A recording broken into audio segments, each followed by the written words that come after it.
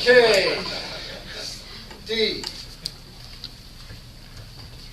There are many log trucks constantly transiting Nassau County. Yes. They represent a strong business and employment base in Nassau County.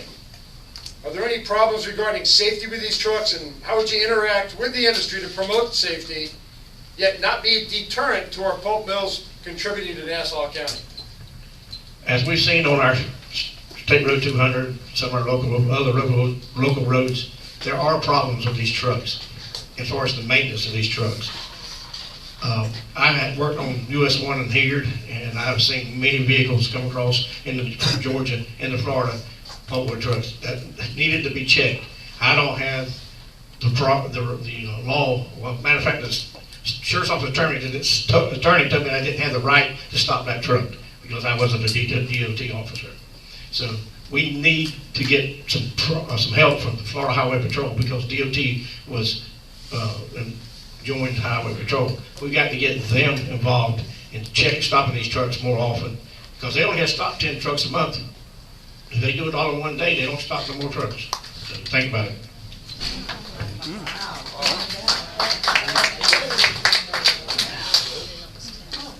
I've actually had some conversations with some of the pulpwood truck drivers, mostly on the west side of the county, and I was advised that years back there was a pilot program that was done where many of the trucks were routed to a depot off of US 17 just north of A1A. One of the first things I would like to do is get my hands on that study and find out why it hasn't been implemented as the status quo for us to continue using that depot. I think that the trucks do pose hazards, but I also think that there's a different viewpoint because I've heard it from the truck drivers. You know, they've explained to me that, the cycling of the lights, things like that could be researched a little bit better to keep traffic flowing better on A1A as well. The depot they're referring to was a pilot program that the mills implemented to offload pulpwood there on US 17 onto trains and transport them into our city by train. It worked well. It got more trucks off the road. It would only do a small percentage of it, however, but it was a cost that was involved. It cost the pulp mills more money to transport by rail than it does by truck, and that was the issue. The issue comes in with the safety factor on I think, like Steve said, equipment, ball tires, brakes, lights, things like that. I was stopped at A1A and Sadler Road several years ago. I was in the left-hand lane. I was coming up in the right-hand lane. I was in the left-hand lane.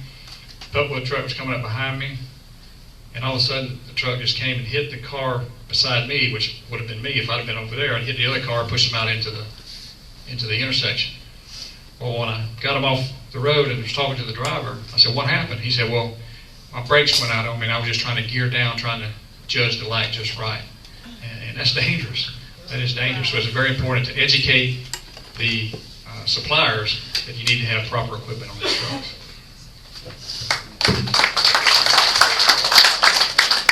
First thing I would do is tell my employees they do have a right to stop DOT because there's a Florida state statute that says we have the right, that gives us the power to implement the same rules as DOT.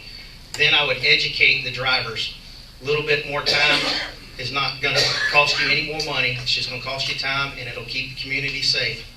Then after educating them, the left-hand lane is not a travel lane.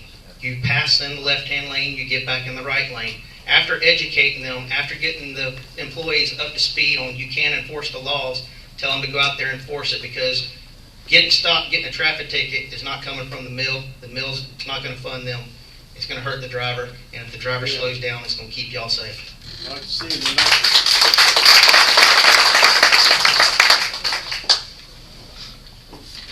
Okay, next question. I'm now starting with the questions from the audience.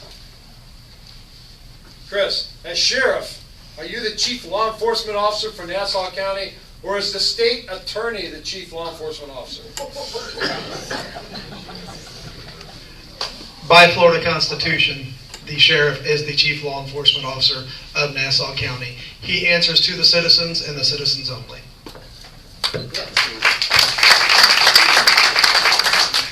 The sheriff is the chief law enforcement officer of the county. However, they have to work closely with our state attorney's office. You can investigate crimes, arrest someone, but who is ultimately going to try those individuals is the state attorney's office. And if you don't have a good working relationship with our state attorney, then it creates problems. So I work closely. I've always worked closely with the state attorney's office. Angela Corey has endorsed me, and we certainly will continue that close working relationship to make sure that those who commit crimes in Nassau County are tried fairly, but if they're convicted, they'll spend time in jail. The sheriff is the top law person in the county. Means he can run any other agency out of the county, tell them that we're going to handle this case, that you don't want, that they are not welcome here. So the sheriff can run them out, but do you want to run them out when you can use their resources? Sometimes you can if they're infringing on the public. And if y'all elect me, I'm representing you. I'm not going to let them mess with you. So I would run them out, keep them from messing with you. But by working with them, it'll also help reduce costs because they have a lot more funding. So you still have to develop the joint relationship, but let them still know that you have the final say-so. Chapter 30 of the Florida statute says the sheriff is the chief law enforcement officer in this county, and that's it. But we do have to build a good relationship with our fellow law enforcement partners. Thank you. All right, next audience question, and this one goes to Bill. And I can't verify the numbers, because I don't work for the sheriff's office, but it says the cost of insurance for family coverage for sheriff's office employees is approximately $1,500 per month. As sheriff, what do you do to look for more affordable insurance, such as petitioning the county commissioners, shopping for insurance outside the county commission, etc.? Yes. Certainly you want to make sure your employees are getting the best coverage possible for the best price. When I was with the Highway Patrol, my family coverage while I was working was about $300 something a month. But once I retired, it went up to over $1,200 a month. So I had to pay all of it, which is very expensive when you're looking at insurance. You can get it cheaper shopping it yourself, but they can drop you at any time.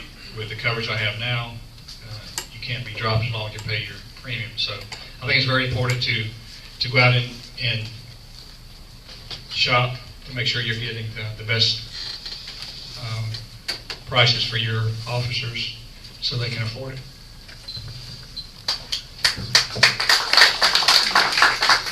The price on the insurance is up, and I don't have the exact figures, but it also depends on when you started working there.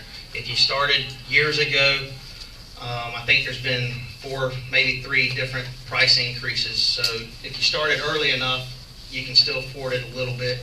A new hire is around $1,500 or $1,100. I'm not sure. I don't have the figures. I'm sure somebody does. So I would work with the county commissioners, try to see if we could resolve the problem to get the price down low. If not, maybe go into an outside agency and just within the sheriff's office employees and see if we couldn't get a group rate. And by doing that, it's going to increase the applicants that come to Nassau County and give us better ones to choose from.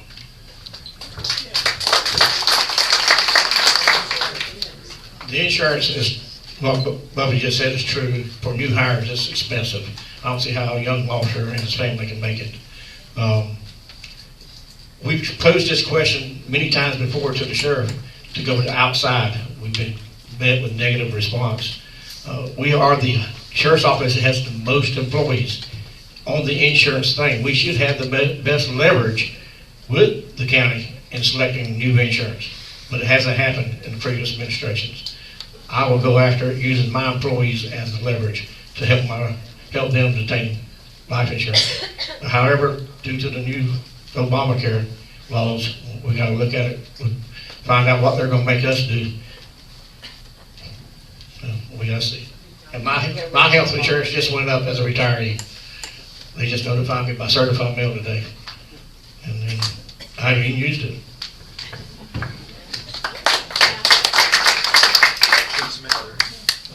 A Nassau County Sheriff's employee who was hired post-2005 for a family plan pays $1,562.78 per month.